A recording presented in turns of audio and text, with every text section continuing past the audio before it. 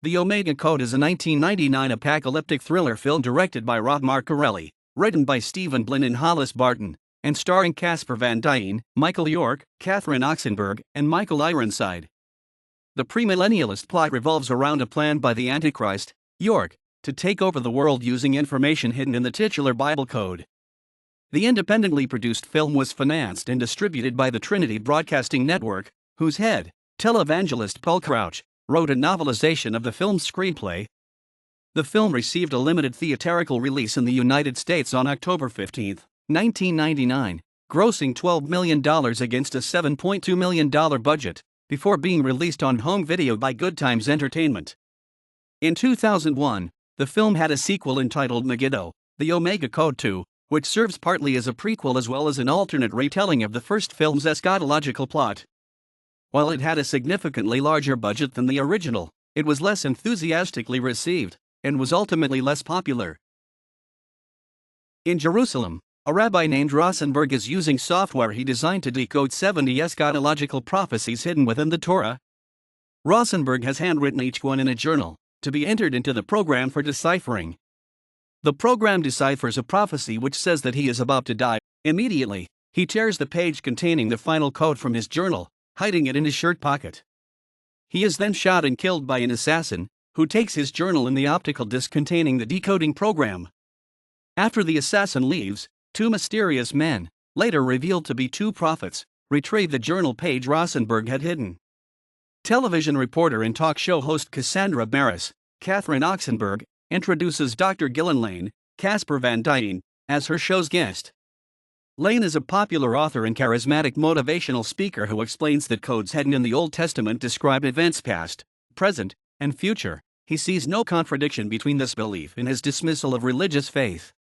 Media mogul and European Union Chairman Stone Alexander, Michael York, receives a humanitarian award in Rome for having all but eliminated world hunger through advances in nutritional technology. There, we see that the man who killed Oxenberg and stole his decoding software is Alexander's apprentice, Dominic, Michael Ironside. Dr. Lane is in attendance, seeking to meet with Alexander to discuss some ideas. Cassandra, employed by one of Alexander's television networks, is also in attendance, providing Lane brief conversation after Alexander spurns him. Sometime afterward, however, Alexander sees a prophecy, deciphered with Oxenberg's program, that leads him to ask Lane to become his minister of information. Using each prophecy Oxenberg's program deciphers to guide him, Alexander works toward world domination by whatever means he deems necessary, including secretly arranging for the bombings of Muslim and Jewish holy sites in Israel. Reporting from Jerusalem, Cassandra is caught up in one of the blasts. The two prophets from Oxenberg's study take her from the rubble, telling her that they have a message for her to carry. Alexander goes on to use the site's rebuilding to help forge a groundbreaking Middle East peace treaty. Not long thereafter, most national governments agree to join a 10-state world union, of which Alexander is chairman. Lane finds fulfillment in his new position, though he regrets not being able to be with his estranged wife and young daughter. Cassandra delivers to Lane a warning that the prophets gave her, though he is skeptical. Nevertheless, the warning leads Lane to discover the decoding facility where Alexander's staff uses Oxenberg's program. No one else is in the facility at the time, but Lane sees that the program is running, and leafs through printouts of previously deciphered codes. Seeing Lane on a surveillance feed, Alexander and Dominic go to confront him. A disillusioned Lane accuses Alexander of following the code like a script, and being behind the Israeli bombings. Confessing to Lane's charges, Alexander asks him to be my spokesman for this new world, my visionary, my prophet. Believing himself to be the only rightful aspirant to the position, Dominic pulls his gun on Lane, who flees. Firing repeatedly at Lane, Dominic inadvertently shoots Alexander in the head, mortally wounding him. Dominic immediately alerts security, claiming that Lane shot Alexander and fled. Lane escapes Alexander's compound, but becomes the target of a worldwide manhunt. Alexander is pronounced dead at a local hospital. Lane runs into a sympathetic Cassandra, who agrees to smuggle him onto a network jet so that he can return to his family in Los Angeles. Meanwhile, Satan enters Alexander's body in the hospital, causing his head wound to heal miraculously and the World Union chairman to rise from the dead. 7 of the 10 World Union leaders agree that Alexander will be appointed Chancellor of the United World in a ceremony to be held at the Temple Mount in Jerusalem, coincident with the reopening of Solomon's Temple. In Los Angeles, it becomes clear that Lane cannot be safely reunited with his family, which is under heavy surveillance. He and Cassandra end up flying back to Jerusalem, where the prophets give him the page of Rosenberg's journal containing the final code. Immediately thereafter, Cassandra pulls a gun on Lane, demanding the code and revealing that she is loyal to Alexander. At the ceremony in Jerusalem, Chairman Alexander, now Chancellor Alexander, proclaims that he has become both king and God. The crowd is upset by the statement, with some devout Jewish and Muslim listeners denouncing him as a blasphemer. Out of the growing tumult, the two prophets appear inside the temple, identifying Alexander as the abomination of desolation, quoting evangelistic biblical prophecies, and predicting that they would be resurrected 3 days after their deaths. Alexander has Dominic kill them both, and put them on display as an example of what happens to those who oppose him. He leaves for his compound in Rome, as Dominic relays word to him that the Israelis and several others are seceding. Alexander plots a massive military action, including a nuclear strike. Alexander meets Cassandra, who gives him the final code. When he examines the writing, it evaporates from the page supernaturally. Alexander accuses her of conspiring with Lane, who is being detained on site. The two of them go to Lane's holding cell, where Dominic violently interrogates him as to the whereabouts of the final code. Lane is truly ignorant of its whereabouts, causing the interrogation to reach an impasse. Lane is left alone in his cell. In his solitude, demons swirl around him, tormenting him. Lane prays, "God, Jesus, save me."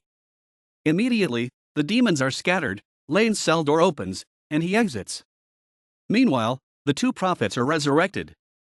Lane, trying to find Alexander, runs into Dominic instead. Dominic is about to kill him when the two prophets supernaturally appear. They strangle Dominic without touching him, and give Lane the journal page with the final code. Lane takes Dominic's gun and confronts Alexander, whom, with Cassandra at his side, is about to commence the attack. Alexander uses this as a bargaining chip to get Lane to give him the final code. Lane agrees, typing it into Rosenberg's program for deciphering. Once he does, however, Alexander reveals that he never intended to call off the attack, and now, with the final code, will begin his massive Third World War. Just as Alexander is about to give the final authorization to attack, a blindingly brilliant and pure white light appears on the horizon, expanding like a shockwave through the entire surrounding area. As it reaches Alexander's war room, its appearance is accompanied by a strong wind. While Lane stands safely and peacefully within it, it blows through Alexander violently enough to cause Satan to fly behind him. Initially attempting to grasp onto Alexander's shoulders for stability, Satan is finally blown away, out of sight. At this point, Alexander reaches behind his ear and finds that his hand is bloodied. His head wound was restored after Satan was ejected from him, leaving him dead again. The shock wave of light spreads to cover the entire earth, then grows in brightness and intensity such that it causes the entire screen to remain white for a few seconds. This effect ends with a fade to the printer in Alexander's facility, the output tray of which bears a freshly printed page with Rosenberg's final code, deciphered as follows: 0000. Dawn of New Millennium.